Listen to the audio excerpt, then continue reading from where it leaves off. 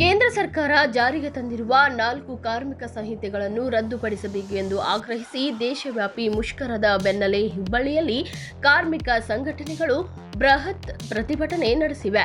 ಹುಬ್ಬಳ್ಳಿ ಧಾರವಾಡ ಕಾರ್ಮಿಕ ಸಂಘಟನೆಗಳ ಜಂಟಿ ಸಮಿತಿಯ ನೇತೃತ್ವದಲ್ಲಿ ನೂರಾರು ಸಂಖ್ಯೆಯ ಕಾರ್ಮಿಕರು ಇಂದು ಚೆನ್ನಮ್ಮ ವೃತ್ತದಿಂದ ಡಾಕ್ಟರ್ ಬಿಆರ್ ಅಂಬೇಡ್ಕರ್ ವೃತ್ತದವರೆಗೆ ಪ್ರತಿಭಟನಾ ಮೆರವಣಿಗೆ ನಡೆಸಿದರು. ಈ ವೇಳೆ ಕೇಂದ್ರ ಸರ್ಕಾರದ ಜನವಿರೋಧಿ ನೀತಿಗಳ ವಿರುದ್ಧ ಘೋಷಣೆಗಳನ್ನು ಕೂಗಿ ಆಕ್ರೋಶ ವ್ಯಕ್ತಪಡಿಸಿದರು. 4 ಕಾರ್ಮಿಕ ಸಂಹಿತೆಗಳ ರದ್ದು, ಶ್ರಮ ಶಕ್ತಿ ನೀತಿ ವಾಪಸ್, ನರೇಗಾ ಯೋಜನೆಯ ಪುನರ್ ಸ್ಥಾಪನೆ ಸೇರಿದಂತೆ ಹಲವು ಬೇಡಿಕೆಗಳನ್ನು ಪ್ರತಿಭಟನಾಕಾರರು ಮುಂದಿಟ್ಟರು. ಭೂ ಸುಧಾರಣಾ ಕಾಯ್ದೆ, ಎಪಿಎಂಸಿ ತಿದ್ದುಪಡಿ, ಜಾನುವಾರು ಸಂರಕ್ಷಣಾ ಕಾಯ್ದೆ ಸೇರಿದಂತೆ ಹಲವು ಮಸೂದೆಗಳನ್ನು ಹಿಂಪಡೆಯಬೇಕು ಎಂದು ಆಗ್ರಹಿಸಿದರು.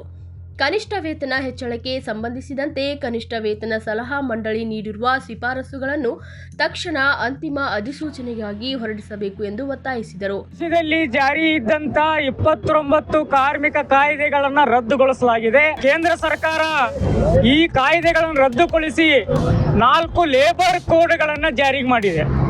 ಈ 4 ಲೇಬರ್ ಕೋಡ್ ಭಾರತ ದೇಶದಲ್ಲಿ ಜಾರಿಗಾದ್ರೆ ಈ ದೇಶದ ಕಾರ್ಮಿಕರನ್ನ ನವ ಗುಲಾಮಿಗಿರಿಗೆ ತಳ್ಳಲಾಗ್ತದೆ.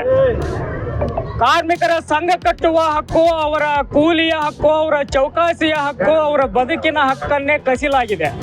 ಒಟ್ಟಾರೆ ಈ ಲೇಬರ್ ಕೋಡ್ಗಳ ಜಾರಿ ಮಾಡಲಿಕ್ಕೆ ಕಾರಣ ಏನು ಅಂತಂದ್ರೆ ಈ ದೇಶವನ್ನ ಲೂಟಿ ಹೊಡಿತಿರುವಂತ ತಿಮಿಂಗಗಳಾಗಿರುವಂತ ಕಾರ್ಪೊರೇಟ್ ಕಂಪನಿಗಳಿಗೆ ಅನುಕೂಲ ಮಾಡಿಕೊಳ್ಳಿಕ್ಕೆ, ಅವರಿಗೆ ಲಾಭಕೋರತನಕ್ಕೆ ಅನುಕೂಲ ಆಗುವಂತ ರೀತಿಯಲ್ಲಿ ಲೇಬರ್ ಕೋಡ್ಗಳನ್ನು ಜಾರಿ ಮಾಡಲಾಗಿದೆ. ಈ ಲೇಬರ್ ಕೋಡ್ಗಳು ಸಂವಿಧಾನ ವಿರೋಧಿಯಾಗಿದ್ದಾವೆ, ಪ್ರಜಾಪ್ರಭುತ್ವ ವಿರೋಧಿಯಾಗಿವೆ, ಕಾರ್ಮಿಕರ ವಿರೋಧಿಯಾಗಿದ್ದಾವೆ. ಅಲ್ಲದೆ ಇವತ್ತು ಈ ಲೇಬರ್ ಕೋಡ್ಗಳನ್ನ ಕರ್ನಾಟಕ ರಾಜ್ಯದಲ್ಲಿ ಜಾರಿ ಮಾಡಬಾರದು. ಕೇಂದ್ರ ಸರ್ಕಾರದ ನೀತಿಗೆ ಪರ್ಯಾಯವಾದಂತ ರೀತಿಯನ್ನ ರಾಜ್ಯದ ಸಿದ್ದರಾಮಯ್ಯ ಸರ್ಕಾರ ಮಾಡಬೇಕು. ಇದು ಲೇಬರ್ ಕೋಡ್ ರಾಜ್ಯದಲ್ಲಿ ಜಾರಿ ಮಾಡಬಾರ್ದು ಅಂತಂದೇಳಿ ನಾವು ಕೇಳ್ತಾ ಇದ್ದೇವೆ. ಆದ್ರೆ ಕೇಂದ್ರ ಸರ್ಕಾರಕ್ಕಿಂತ 4 ಹೆಜ್ಜೆ ಮುಂದೋಗಿ ನಾವು ಕೂಡ ಕಾರ್ಪೊರೇಟ್ ಪದ ಅದೇವೆ ಅಂತ ತೋರಿಸ್ಕೊಳ್ಳಿಕ್ಕೆ ಮಾನ್ಯ ಕಾರ್ಮಿಕ ಸಚಿವರು ದಿನ ಬೆಳಗಾದ್ರೂ ಕೇಂದ್ರ ಸರ್ಕಾರದ ನೀತಿ ಬಗ್ಗೆ ಮಾತಾಡ್ತಾರೆ.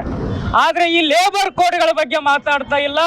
ಈ ಲೇಬರ್ ಕೋಡ್ಗಳು ಈಗಾಗಲೇ ರಾಜ್ಯದಲ್ಲಿ ಕರಡು ನಿಯಮಗಳನ್ನ ಈಗಾಗಲೇ ಅಧಿಸೂಚನೆ ಹೊರಡಿಸಿದ್ದಾರೆ. ಹಿಂಗಾಗಿ ಈ ಲೇಬರ್ ಕೋಡ್ಗಳನ್ನ ರಾಜ್ಯದಲ್ಲಿ ಜಾರಿ ಆಗಬಾರ್ದು, ಕೇಂದ್ರದಲ್ಲಿ ರದ್ದಾಗಬೇಕು. ಹಾಗೆ ಜಿ ಕಾಯ್ದೆ ರದ್ದಾಗಬೇಕು, ನರೇಗಾ ಮರುಸ್ಥಾಪನೆ ಆಗಬೇಕು ಅನ್ನುವಂಥ ಪ್ರಮುಖ ಬೇಡಿಕೆಗಳಿಗಾಗಿ ಇವತ್ತು ದೇಶಾದ್ಯಂತ ಕೋಟ್ಯಾಂತರ ಕಾರ್ಮಿಕರು ಇವತ್ತು ಮುಷ್ಕರವನ್ನ ನಡೆಸ್ತಾ ಇದ್ದೀವಿ. ಹುಬ್ಬಳ್ಳಿಯಲ್ಲೂ ಕೂಡ ಸಾವಿರಾರು ಜನ ಇವತ್ತು ಮುಷ್ಕರದಲ್ಲಿ ಪಾಲ್ಗೊಂಡಿದ್ದಾರೆ.